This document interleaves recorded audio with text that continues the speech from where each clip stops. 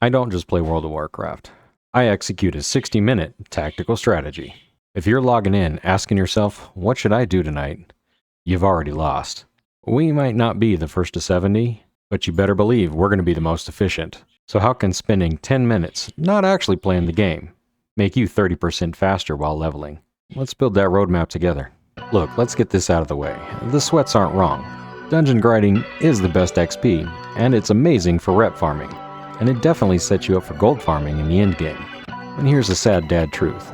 We don't have a consistent team to run dungeons with all the time. And sitting in LFG for 25 minutes is not efficient. And many of us fall to this. We log in, we check the auction house, we look at our map, we fly to a zone that didn't even need to go to, only to fly back. Or maybe we even forgot the quest item in our bank. That's 20 minutes you just flushed down the drain. That's 33% of the time that you've allotted to play. In your 9 to 5, that's like going to a meeting that could have been done in an email. In TBC, that's a week's worth of progress just gone. I want to introduce you to the concept of planning during your 15 minutes of dad time. That means lunch breaks. That means all hands. That means sitting in the car while you're waiting on your wife to do the shopping. This is where the game is actually won. The tools that we're going to make use of are 60 upgrades and Wowhead. We are going to create a shopping list for our next gaming session. We can't plan for a 2% drop rate on a dungeon that takes 20 minutes to start. I want you to be consistent. Don't lose hope. Let's stay the course. Let's hit those milestones so that we know we're making progress. Alright, I've got my level 60 character loaded in 60 upgrades. I made sure to select all of the various different gear that I currently have equipped on my character, and I made sure to put it at the appropriate level. As I level up, I can hit this button, and 60 upgrades are going to show me some of the great upgrades that I could potentially go for. However, right now, we're going to work on that list. Let's take a look at my neck for instance. It's not bad, but I know it needs a lot of work. I'm going to go through and I'm going to filter this list, so the only thing that I'm looking at are BOEs, crafting, and quests. The reason I'm doing this is because BOEs currently dropped like hotcakes, and there are way more BOEs on the auction house than there are buyers. Not to mention everybody is trying to upgrade their professions, and a lot of people are putting that stuff on the auction house for incredibly cheap.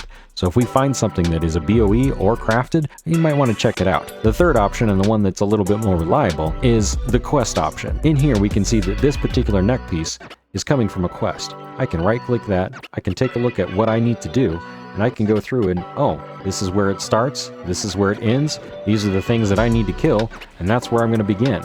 So I can sit there and go and know exactly where I need to go. One of the things that I'm going to be doing and putting this on my shopping list. The great thing about both of these sites is you can use them on your mobile phone, making it super easy to do during a lunch break or while you're sitting in the car. While we go through these upgrades, we're not looking for BIS. We're looking for just upgrade, and we're looking for reliability. Dungeons don't necessarily give us the most reliable way of finding that upgrade. This is great for planning while you're in your all hands or during lunch or waiting for your wife at Target in the parking lot. Let her do the shopping and you sit in the car with the kids while she just grabs a couple of things.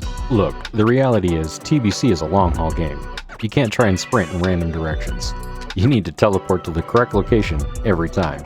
If you try and wing it while simultaneously not having all the time in the world, you're going to very quickly burn yourself out. Before I sit down, I have a shopping list, and it usually looks something like this. What zone am I going to be in? Which NPCs do I need to talk to? What mobs do I need to kill? How does the quest exactly work? I know exactly what I need to do before I even sit down. Now here's a hard truth. If you're checking off your list and a random invite comes from a dungeon that you didn't have on that list, you're going to need to decline. Focus is the only way a dad gamer survives in the Outland. Look, I'm not a speedrunner like I used to be.